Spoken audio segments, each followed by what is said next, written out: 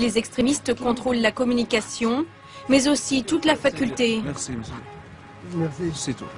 Ils ont même réussi un coup de force, chasser le directeur qui avait interdit le niqab par un règlement intérieur. C'était le 6 décembre dernier, celui-ci tentait de rejoindre son bureau.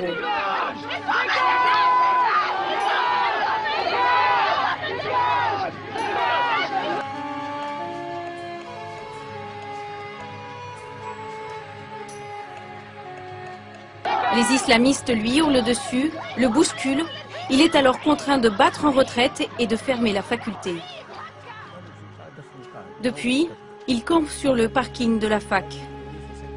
Sa voiture est devenue son bureau provisoire où il règle les affaires courantes. Là c'est le paiement des heures heures supplémentaires de mes collègues, donc, puisqu'ils attendent leurs heures supplémentaires. Je dois signer. Vous faites ça sur le capot de votre voiture? Oui, absolument. Chaque jour, les professeurs qui ne peuvent plus faire cours se rassemblent autour de lui malgré les intimidations et parfois même les menaces de mort. Les premières visées sont les femmes, comme cette professeure d'arabe. J'étais surpris par un groupe de filles portant le niqab qui criaient tout haut. Notre voile et notre niqab, c'est un symbole de pureté, de sainteté, et vous, vous êtes des prostituées.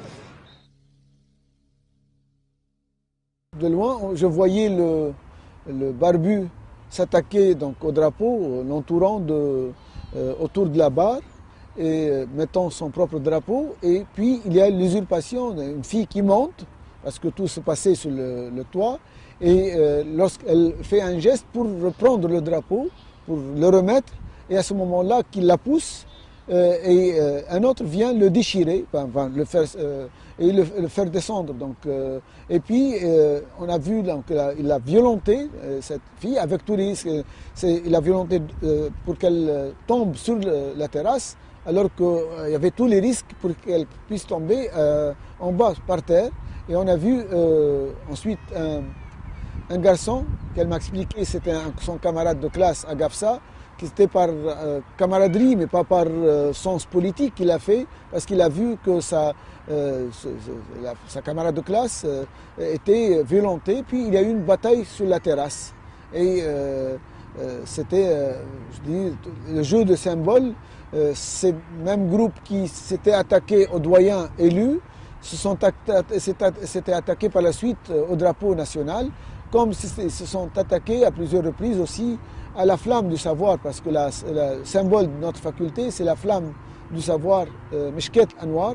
À plusieurs reprises, cette flamme, elle était entourée par le drapeau noir. Donc c'est voilà ce que symbolise maintenant Khawla, qui a été, à qui on a rendu hommage officiellement, donc par le président de la République, par plusieurs instances, mais à qui la faculté avait rendu un vibrant hommage le jour pour jour, une semaine après, le mercredi 14 mars, où il y avait presque plus d'un millier d'étudiants, de profs, est devenu un peu l'icône nationale.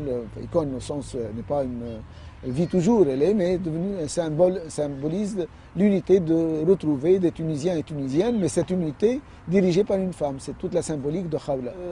C'est ce qui se passe, ce qui s'est passé, ce qui se passe encore, c'est symptomatique un peu des luttes et des compétitions qui se font en Tunisie de l'ère de la Révolution.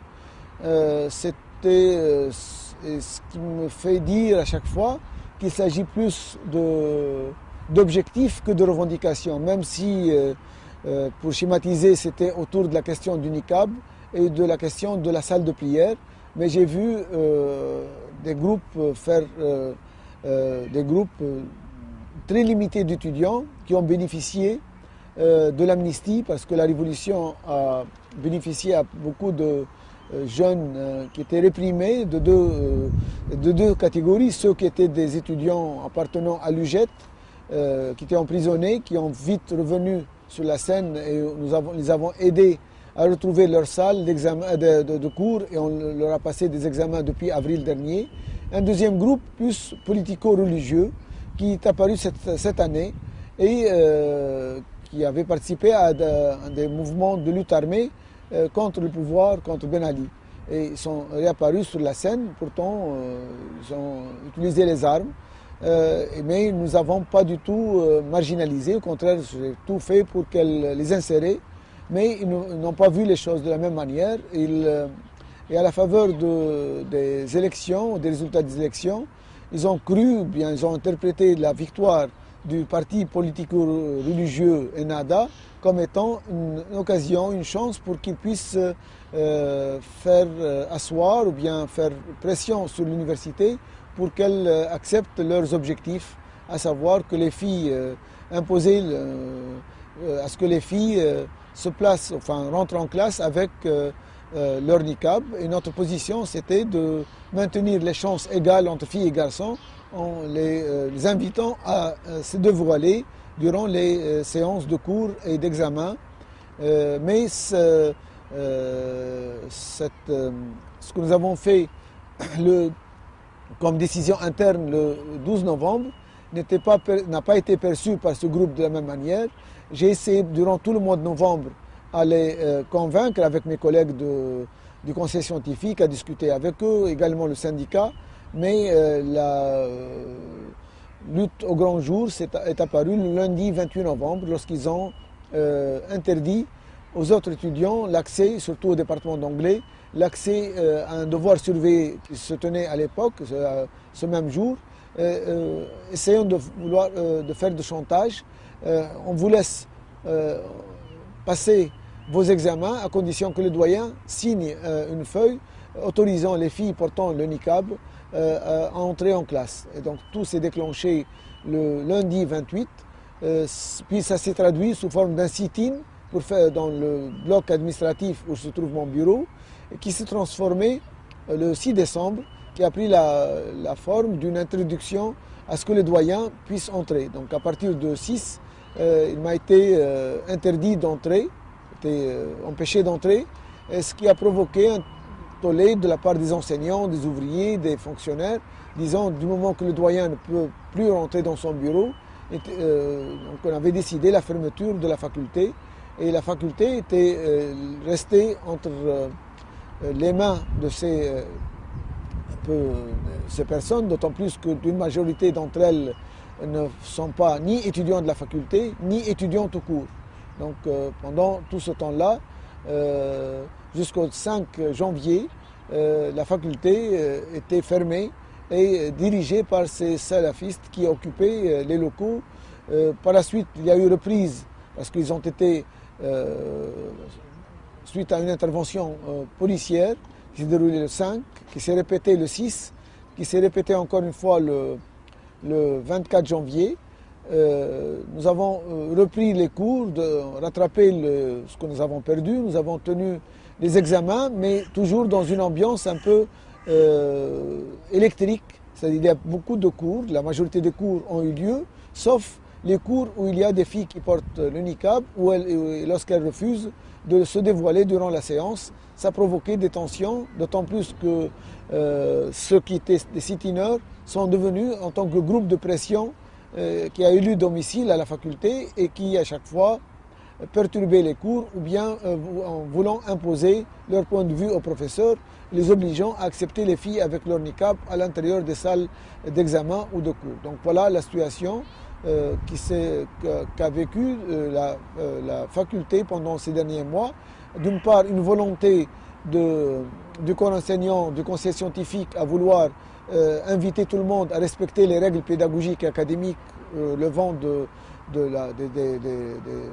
présupposés, enfin des conditions de bon déroulement des cours. Et de l'autre côté, il y a ces forces qui essayent d'imposer à ce que l'université faille à ses prérogatives pédagogiques, soi-disant qu'elle doit respecter ce qu'on appelle les libertés vestimentaires. Nous ne sommes pas du tout attaqués aux libertés vestimentaires ou aux libertés fondamentales. Nous avons, parce que les filles portant le niqab peuvent entrer à l'intérieur de l'enceinte de la faculté, peuvent aller à la bibliothèque, peuvent fréquenter la buvette ou le restaurant, mais sauf que nous les avons invitées à ce qu'elles se dévoilent et qu'elles soient à visage découvert durant la séance du cours. Mais nous vivons cette incompréhension et c'est ce qui a causé plusieurs perturbations et c'est normal pour un bon fonctionnement d'une institution de traduire ceux qui ne respectent pas la loi, de traduire devant le conseil de discipline. Mais ça a été considéré de telles mesures, aussi bien celle de décider des règles de comportement interne que de traduire des filles ou bien des garçons qui ne respectent pas la loi interne comme étant des remontées de tension par certains observateurs, surtout au gouvernement, de considérer cela comme étant des attitudes malveillantes et il fallait laisser tout, laisser faire, laisser passer. Et ce que mes collègues et moi-même considérions comme chose qui pourrait encore empirer la situation, faire la situation empirer encore, parce que nous considérons que l'université a ses règles et que tout le monde est invité à les respecter. Pourquoi les autorités ne réagissent-elles pas? C'est la question que nous sommes allés poser au ministre de l'Enseignement supérieur. Monsef Ben Salem a pris son poste il y a une semaine seulement. C'est la première fois qu'il accorde une interview à une télévision étrangère. Il est étiqueté Ennahda, le parti islamiste au pouvoir, et veut rassurer les partisans de la démocratie. Ces jeunes croient à ça, croient au niqab. Moi, je n'y crois pas, n'est-ce pas? Eux, ils croient à ça. Bon, ils sont libres de croire. Mais si ce port de niqab vient à l'encontre de la pédagogie, ce n'est pas admissible. Je ne l'admets pas. Comment déloger les salafistes alors? On va les convaincre. On est en train de les convaincre. Vous n'allez pas utiliser la force? Pas du tout. Pourquoi? C'est la toute dernière solution. Bon, le ministre, bien sûr que je dirige une institution de l'État tunisien. La faculté, c'est une propriété de l'État tunisien. Et je dois, indépendamment de l'appartenance de mon ministre, je respecte ses appartenances, mais il y a des règles régissant la vie universitaire et toute faculté, grande ou petite soit-elle, doit travailler en symbiose avec tout d'abord la présidence de l'université et avec le ministère de tutelle. Et bien entendu, nous avons pris nos décisions en toute responsabilité, en toute autonomie. Nous avons demandé à ce que le ministre nous aide en condamnant les violences et en aidant la faculté à jouer son rôle. À ce niveau, le ministère a semblé traîner les pas ou ne pas avoir été ferme à nos côtés. C'est ce qu'ont constaté les collègues à plusieurs reprises, puisque le ministre a cherché des boucs émissaires pour expliquer que la situation, au lieu de soutenir le corps enseignant, soutenir les décisions du conseil scientifique, il a cherché à montrer une certaine compréhension par rapport à aux personnes qui exprimaient ils ont agi contre l'institution. Cette position n'a pas été appréciée non seulement par le corps enseignant, mais par une grande partie de l'opinion publique. Les événements surtout ont commencé à Sousse, mais à Sousse ou à Kérouan, ou bien dans d'autres facultés de Tunis, ces événements n'ont pas pris la forme parce qu'il y a eu le sit-in et il y avait tout un groupe déterminé. Et je pense que déterminé, c'est-à-dire autour d'un de leurs chefs qui était auparavant emprisonné. Donc il y avait, et puis ça prouve aussi que d'une part la faiblesse du courant, ce courant qui ne peut pas se maintenir de la même manière dans toutes les universités. Et je pense que la symbolique de la Manouba, c'est un foyer de renouvellement des relectures de passé tunisien. Je dois rappeler que c'est l'université où beaucoup de mes collègues ont brillé par leurs études de critique de notre passé, de notre patrimoine. Je cite particulièrement le professeur Abdelmajid Sharfi, Mohamed Haddad, Amel Grami, Raja Ben Slama, tant d'autres qui ont contribué. Donc c'est un centre de renouveau et de réflexion sur le passé arabo-musulman, sur lecture de notre patrimoine. Également que c'est un vivier, comme je vous l'ai dit tout à l'heure, pour ce qui est des apports pluriels à notre histoire. Donc la symbolique de la Manouba, c'est un lieu où il n'y a pas eu de division au sein des professeurs. Donc ce que nous avons fait comme décision, c'est le reflet d'un engagement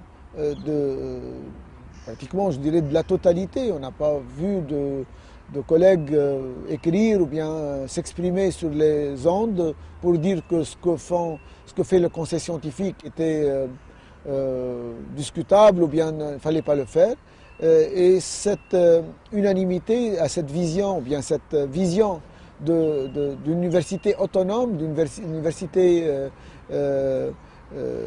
respectant son rôle ou bien se vouant à son rôle comme lieu de production de savoir, peut-être aussi est devenu un élément de plus pour attiser ces groupes qui en font de la bataille, ce qu'ils considèrent de la bataille de la Manouba ou de la conquête de la Manouba comme devenu quelque chose de primordial, comme si un peu l'avenir de leur projet se jouait à la Manouba. Également de l'autre côté, ceux qui nous soutiennent nous disent que c'est un combat qui dépasse la Manouba puisqu'il s'agit de la défense d'un autre projet sociétal ou bien de la continuité de la Tunisie moderne, la Tunisie ouverte, la Tunisie qui respecte le savoir, la Tunisie de la mixité, la Tunisie des libertés.